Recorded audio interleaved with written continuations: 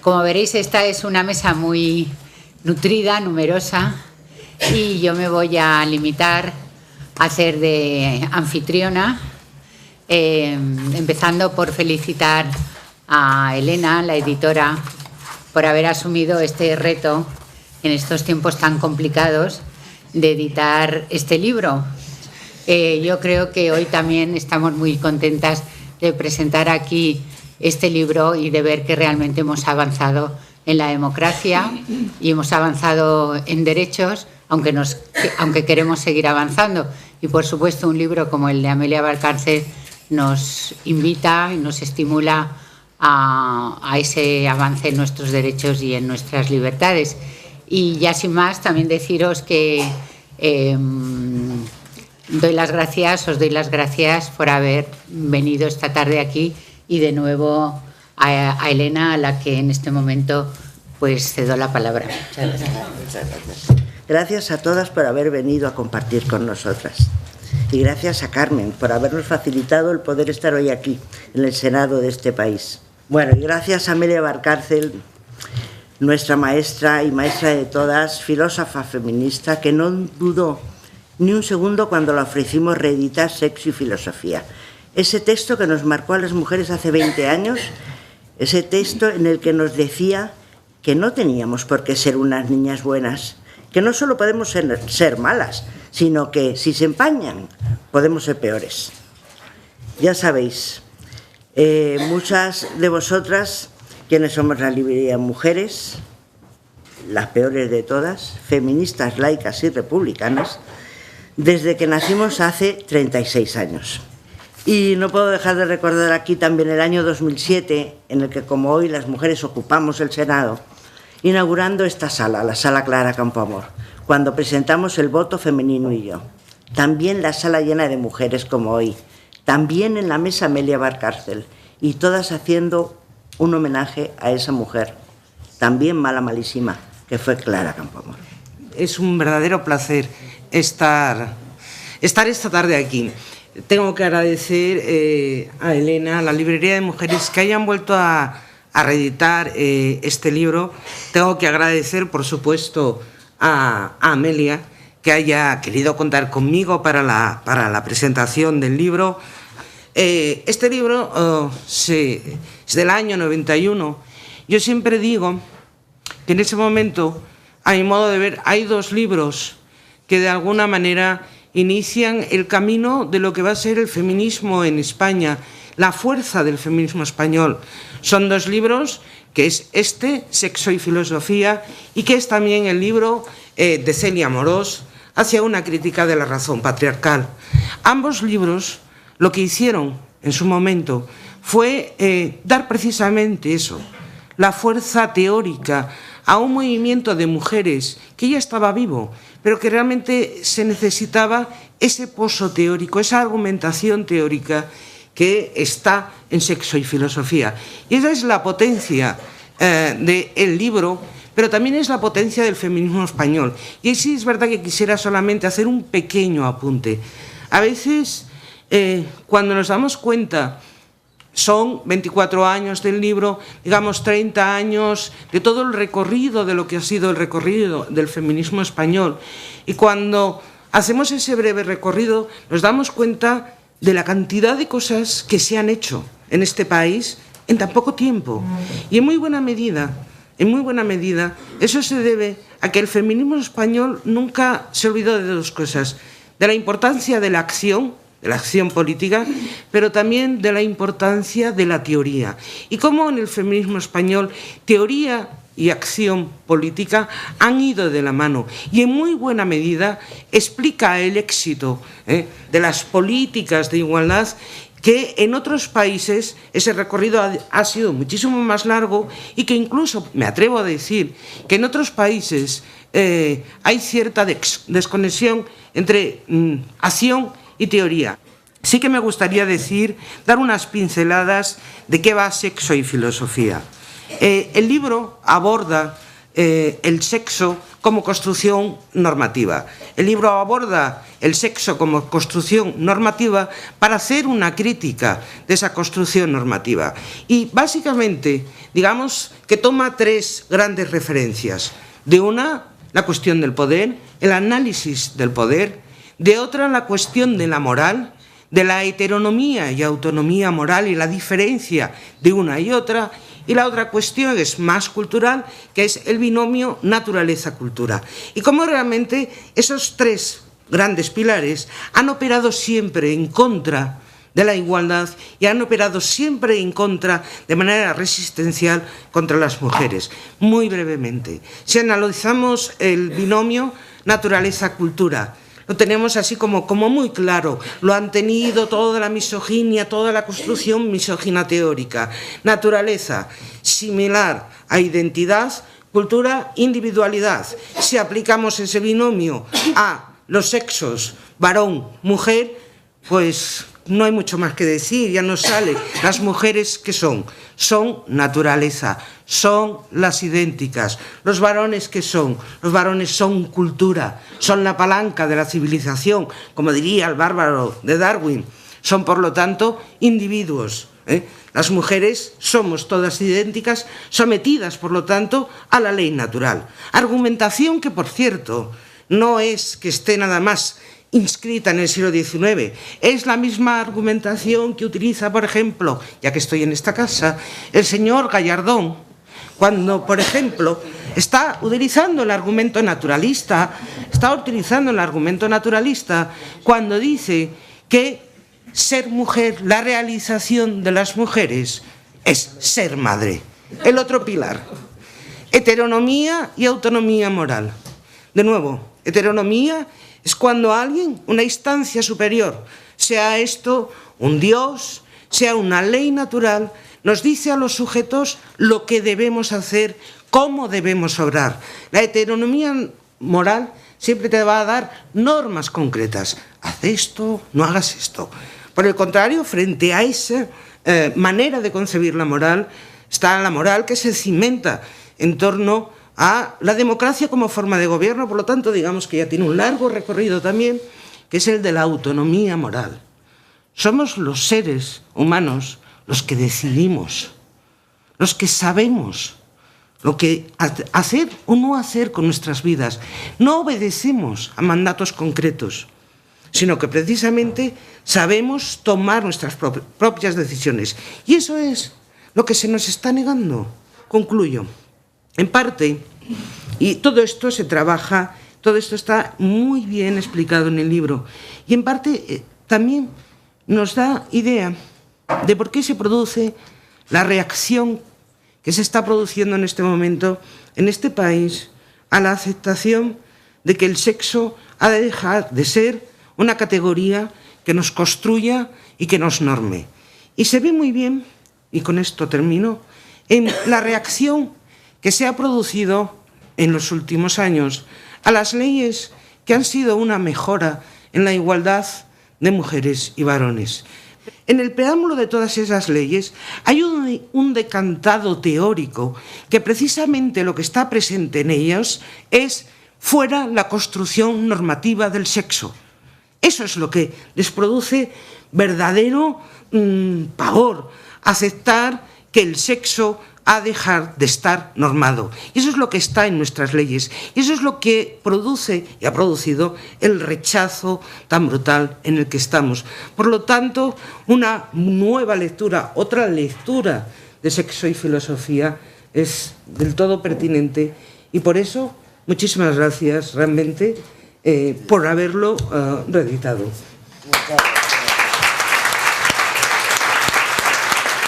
Así que yo voy a hablar brevemente como feminista agradecida, porque 23 años es muy poco tiempo en la historia de un país, incluso es poco tiempo en la historia del movimiento feminista, pero es mucho en la vida de una persona. Tanto como que cuando se publicó Sexo y Filosofía hace 23 años, yo tenía justo eso, 23 años. Por lo tanto, 23 años es exactamente la mitad de mi vida. De manera que lo de feminista agradecida, Amelia, no es una frase hecha. para quedar bien. Este libro me ha acompañado la mitad de mi vida, que no es poca cosa, y me ha acompañado por 2 razones. Porque a mí y a muchas feministas de mi generación nos marcó. Para muchas de nosotras supuso el primer libro de teoría feminista, también el primer libro de filosofía, probablemente. Hasta entonces habíamos leído reivindicaciones, análisis de las situaciones, relato de los déficits y las aspiraciones, pero a esa edad y en aquella época muchas de nosotras éramos absolutamente ajenas a la teoría feminista. Y con ella, con ese texto de Amelia, Filosofía y Feminismo, comenzó también un aprendizaje muy sano y muy importante sobre las inevitables contradicciones, dilemas y dificultades de la vida de las feministas. También es cierto que nos dejó un sabor un tanto amargo, porque nos anunciaba una mala vida, la verdad. Ya no era posible hacerse las suecas y decir que no sabíamos que nos íbamos a encontrar tantos obstáculos como fueron apareciendo en el camino. Pero también es cierto que nos proporcionó aliento, nos proporcionó energía, individualmente porque nos empoderó, si podemos utilizar este término en este contexto, porque nos reconocimos herederas de una genealogía poderosa y coetáneas de mujeres como Amelia, que con esa capacidad intelectual nos estaba diciendo que eso de ser mujer no era algo de lo que avergonzarse, algo que disimular, especialmente en el ámbito profesional, donde empezábamos a pelear, que eso de ser mujer era algo que sobre todo teníamos que reflexionar. El análisis de Amelia que hace sobre el poder yo creo que fue clave en nuestros posicionamientos políticos y militantes. Y personalmente también para mí fue determinante como periodista. Y estoy segura de que eres consciente de tu peso en el feminismo, de tu condición de referente en las generaciones que te siguen, de la importancia de las herramientas que nos has proporcionado, pero he pensado que no estaba mal, es más, que era de justicia, por si acaso Alicia tiene razón y la memoria es escasa, recordártelo. Muchas gracias. Gracias.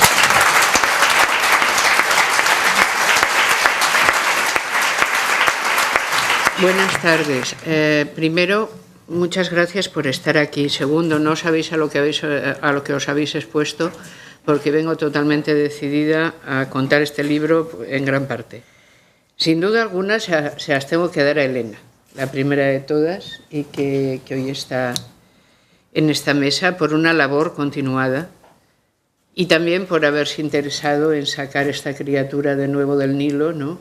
Es el sitio ese donde se tiran las criaturas, ya saben ustedes, ¿no? Hay un largo río, pues las criaturas van a parar allí, luego si tienen suerte las recoge la hija del faraón, y si no, pues no. O sea que eso ya depende de lo que esté en la providencia hacer. Pues esta criatura ha salido, ¿verdad? Estaba en el Nilo y ha salido, gracias a Elena, a tener una segunda vida.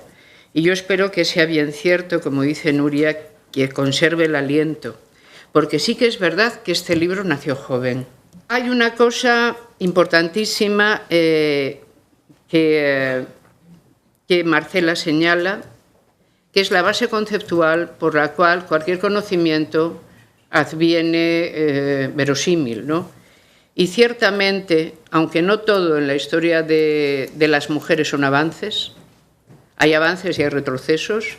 Imagínense que podemos en este momento ver fotos de un mismo país que 40 años después las mujeres están mucho peor que 40 años antes estaban.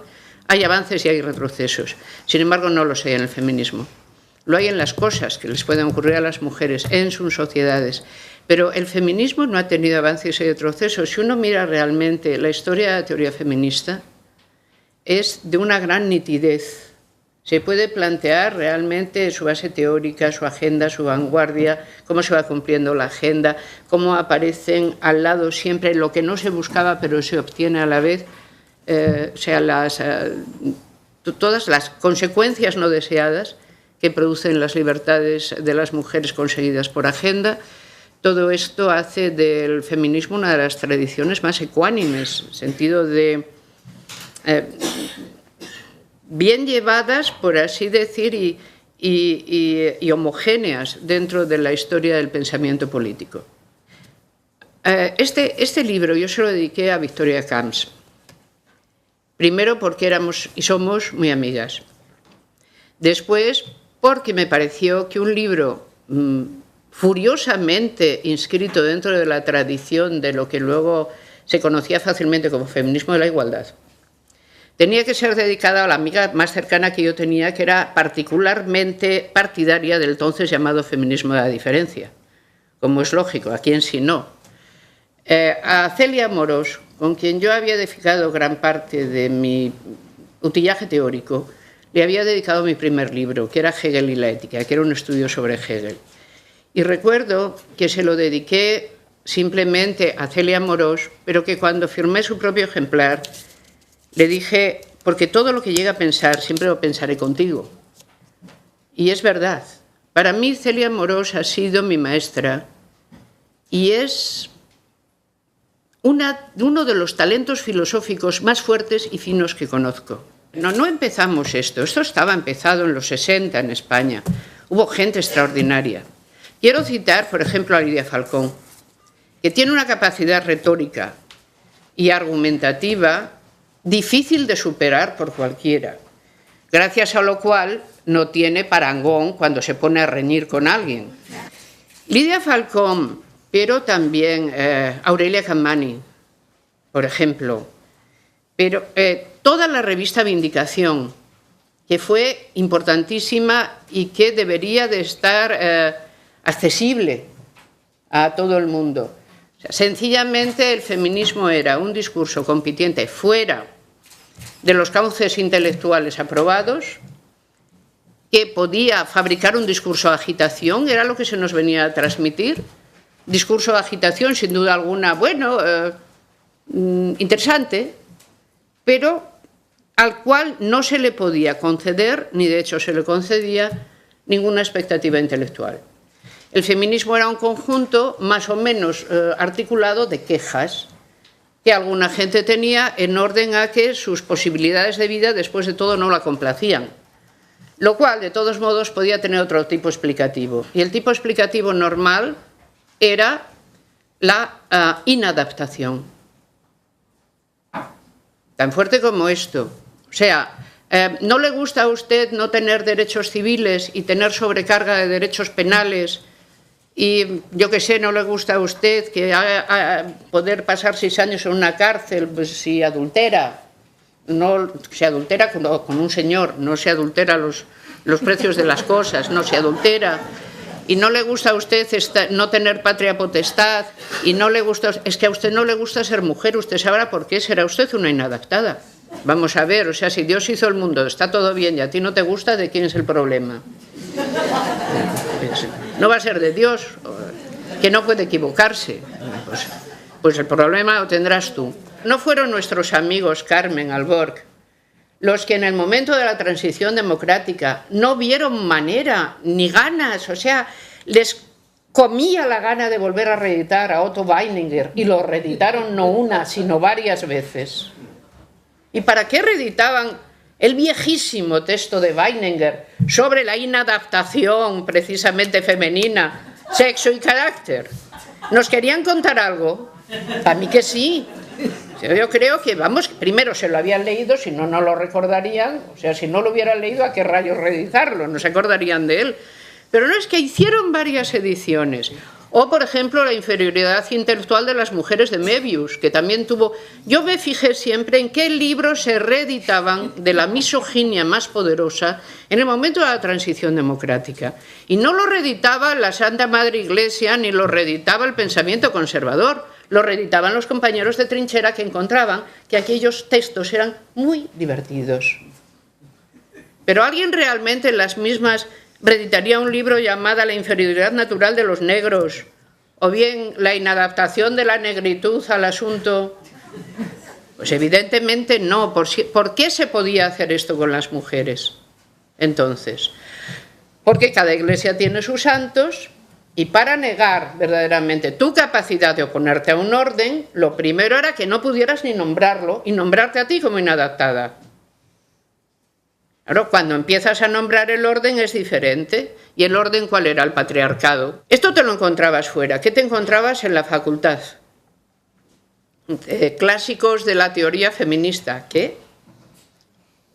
En filosofía. Quiero decir, hombre, si vas a económicas es difícil, ¿no? Hay temas y temas. Entonces, si estás haciendo contabilidad, el caso de que te cuenten feminismo es menos habitual, ¿no? Pero si estás haciendo historia de las ideas y del pensamiento, algo tendría que haber. Absolutamente no. Y, sin embargo, ¿qué te encontrabas? A los grandes misóginos.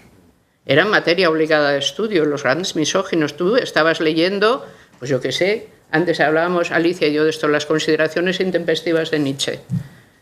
Y, oye, qué bien, qué genialidad, qué rapidez, y de repente cualquier barbaridad, ¿no? Y esto como casa con la anterior.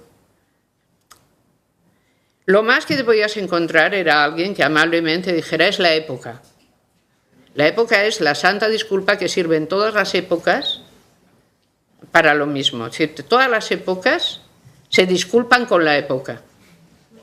Lo cual tiene su gracia, porque la época viene siendo reduplicada, no por la disculpa. Siempre es la época la que sirve para disculpar a la época pasada.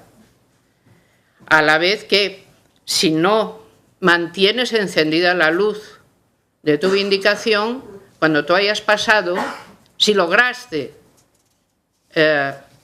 realmente hacer algo, eso se ha borrado y tú ya no aparezcas. Y entonces será la época, de nuevo. La época siempre gana. A ver, lo primero que hubo que hacer es estudiar la época. Claro. Sí, que Amorós, yo creo que Amorós piensa que es la primera mujer que en España obtiene una titularidad de filosofía. Ser profesor titular primero y catedrática después no es ninguna cosa baladí. En los años 70 y en filosofía no había ni una sola mujer. Para empezar, la filosofía era absolutamente masculina. Estaba masculinizada, no, era masculina. La idea además te la encontrabas en los grandes misóginos. Las mujeres no están dotadas para el pensamiento abstracto. Cuando Celia obtuvo la cátedra de la Universidad Complutense, después de aquel extraordinario ejercicio sobre la sofística, lo primero que hizo fue fabricar el seminario Feminismo e Ilustración. Y durante años se estudiaron en ese seminario todas las autoras y autores ilustrados. Un jueves al mes se hacía en una sesión de 3-4 horas de estudio. Tienes que poder reconstruir tu pasado porque nadie te lo ha dado hecho, porque en la enseñanza corriente no te ha sido transmitido, porque no está canonizado, porque precisamente se te mantiene sin pasado para que tu presente sea menguante. Hubo que reconstruir el completo pasado del pensamiento ilustrado. Y eso fue una tarea magnífica y de años, donde llegamos a conocer bien no solo a los grandes pensadores de la Ilustración, no, la Ilustración como un tiempo en el cual podrías incluso habitar diciendo, lo conozco lo bastante bien, póseme allí que sabré qué hacer. Bien, aquello fue un extraordinario trabajo. Y después de eso fue cuando se afrontó el proyecto de investigación del cual devino directamente esta criatura, que fue el proyecto Mujer y Poder. Celia realmente conducía además las sesiones con mano maestra y con un solo interés, que es analicemos sobre todo el concepto de poder. ¿Qué es el poder? ¿Por qué las mujeres no tienen poder? O si tienen poder, ¿de qué tipo de poder es el que tienen que hace que no se puedan acercar realmente al otro, al que aparece como primer analogado del poder? Y vas entendiendo realmente cuando decías patriarcado que te estabas enfrentando a un poder que no era un poder unívoco. Primero, eso ya lo podías haber sospechado, pero después la enorme cantidad de ramificaciones que tenía en el propio sistema de aprendizaje del sexo como posición en el mundo. Este libro se llama Sexo y Filosofía, lo cual, como bien dijo Nuria, resultaba especialmente confuso, porque a los 20 y tantos años, quien no lee una cosa, dice ella, que ponga sexo por fuera. En realidad debió llamarse Mujer y Poder. Y así se subtituló Mujer y Poder porque era verdaderamente esto, ¿no? O sea, ¿qué es el patriarcado? ¿Qué es el poder? ¿De qué hablamos cuando hablamos de mujeres o de mujer? ¿Es mujer un genérico legítimo? ¿No lo es? ¿Por qué ha sido usado y en qué designaciones ha entrado? ¿Qué son las designaciones? ¿Qué son las heterodesignaciones?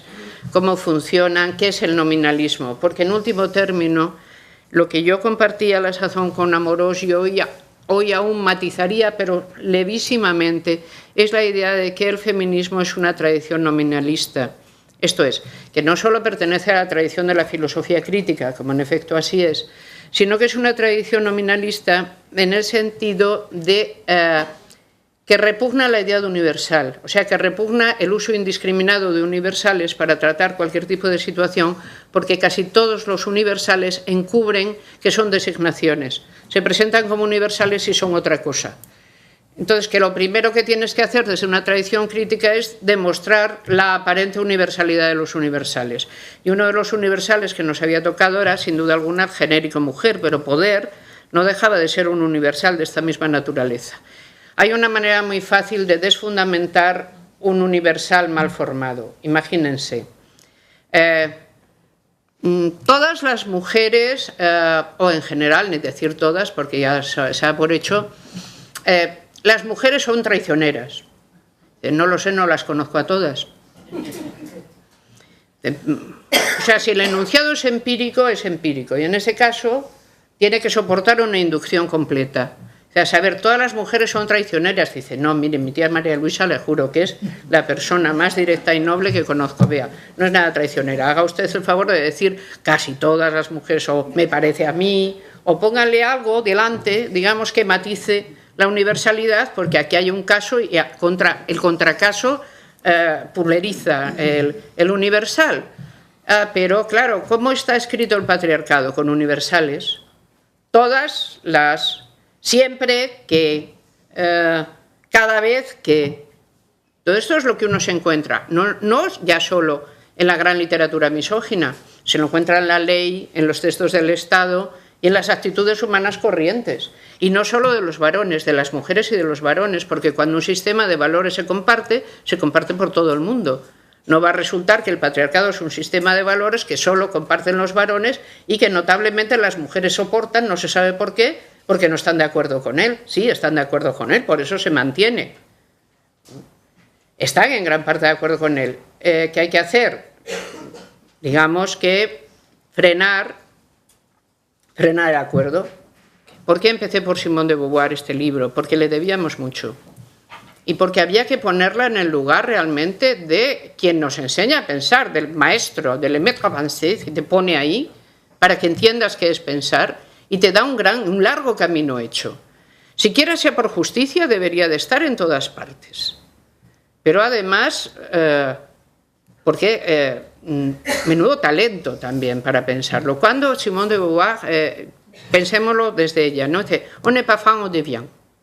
No se nace mujer. Si se llega a serlo, me parece una tradición, fíjense, débil, porque yo creo que lo que quiere decir es que se vuelve una mujer, on devient, que es lo que se usa cuando tú te vuelves algo. La asunción, para que esta frase sea posible, el psicoanálisis se tiene que haber planteado antes. Esto, si no es evidente, se puede ver.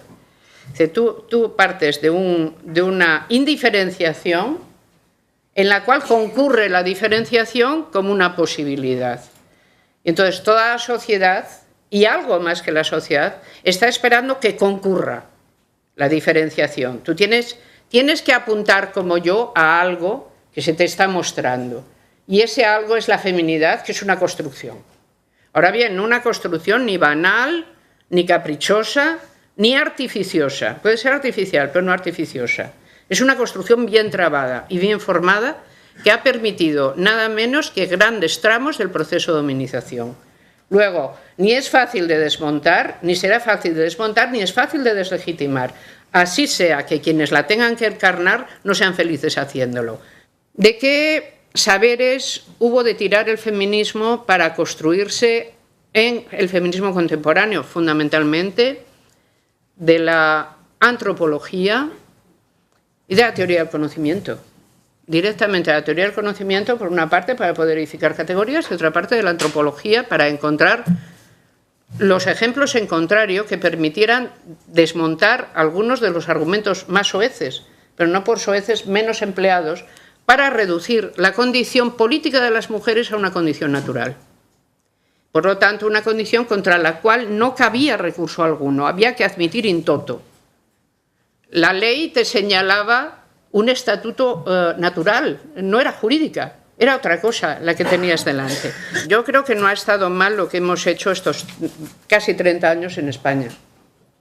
E inicio recta final de este asunto. No ha estado nada mal porque a pesar de que en los últimos 2 años no nos va demasiado bien, y no voy a hablar de ese señor, no me da la gana, a pesar de ello, salimos de una España que venía prácticamente en manos de una concepción religiosa del mundo ayatólica, que no tiene otro nombre que ayatólica directamente, a una condición de libertad pactada bastante considerable en la cual las libertades femeninas, las libertades nuestras, juegan un papel importante y son reconocidas como un progreso social evidente.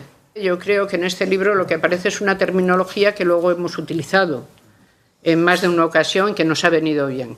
Es decir, hay como se externaliza algo que acaba convirtiéndose en memoria común. Hay, sin embargo, varias cosas ausentes que quiero hablar. Está el debate de igualdad-diferencia, está, y aunque esto se hace más fuerte en el siguiente, el debate modernidad-posmodernidad.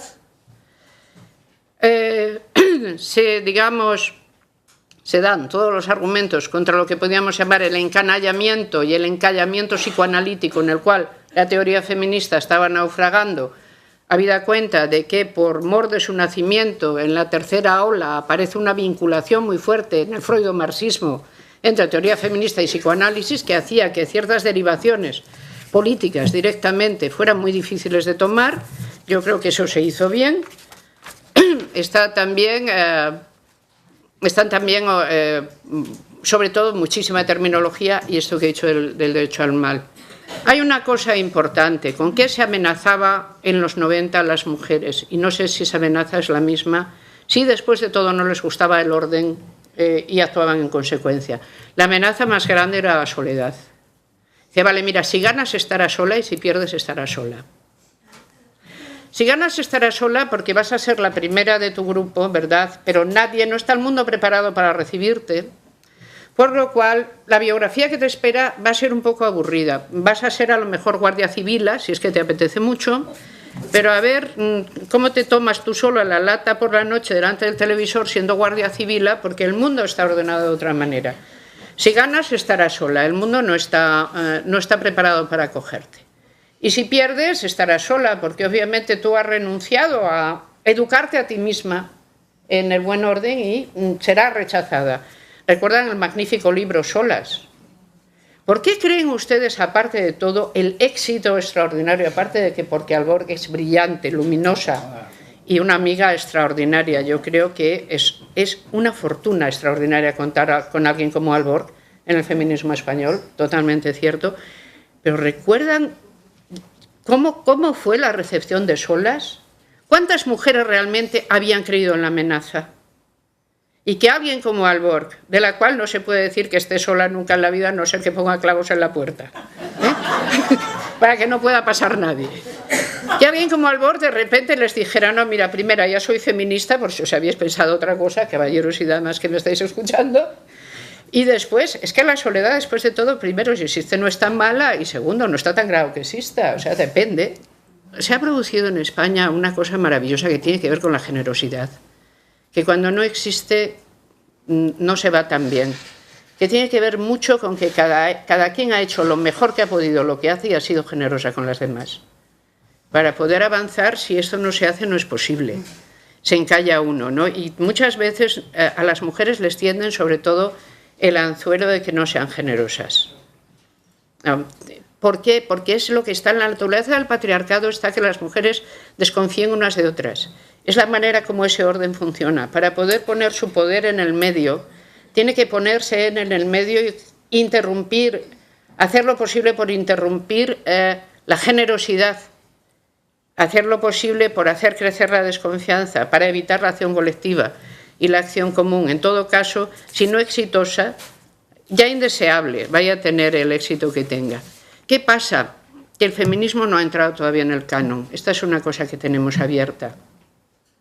no ha entrado en el canon, es que no está en el canon normal de la historia corriente. De hecho, cuando tú tienes que dar un curso sobre feminismo, tienes que luchar contra un desconocimiento terrible que la gente tiene del propio canon feminista. Mientras esto no esté en el canon, cada generación tiene que empezar desde cero. O le da la impresión de que empieza desde cero, o buscar erráticamente objetivos. ¿Por qué? Porque los diversos objetivos y victorias alcanzados está impedido que los reconozca como propios porque no está el relato normalizado que los hace aparecer como consecuciones, sino como casualidades. A las mujeres se les concedió el voto. Bonito verbo, conceder. No consiguieron. No, se les. Y luego hay no sé cuántos se les han ido ocurriendo. El canon o existe el llamado polvo del olvido. O sea, cada una de nosotras habrá tenido su pelea por su espacio, habrá conseguido su espacio, habrá logrado, mejor o peor, ser respetada en su espacio, y en el momento en que tenga bien en sede el mundo destino común de todo lo que vive, el polvo del olvido se asentará sobre ella y sobre todas las demás que la acompañaron. Reinará la paz perpetua, que decía Kant en su primera acepción, y aquí paz y después gloria, no ha pasado nada, y se llamará en la época. ¿Por qué nos importan tanto, por ejemplo, a feministas, al feminismo, la multiculturalidad? ¿Por qué nos importa tanto el debate de la prostitución? No podríamos pasar, al fin y al cabo somos mujeres occidentales con nuestro propio mundo, pues concéntrate en tu mundo, gana allí tus victorias, ¿qué te importa que les ocurra a otras? Yo creo que se nos ha ordenado vigilar esas puertas y hay que mantenerse vigilantes al lado de esas puertas. El feminismo es un guardián absoluto de la democracia y tiene ciertas puertas que vigilar, no otras. Y es muy serio haciéndolo.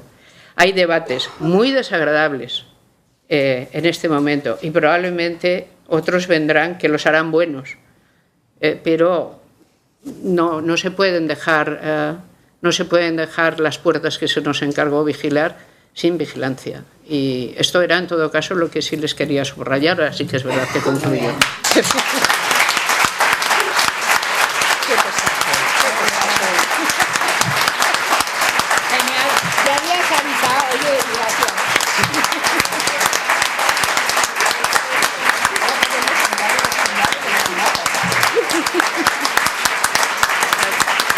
Gracias.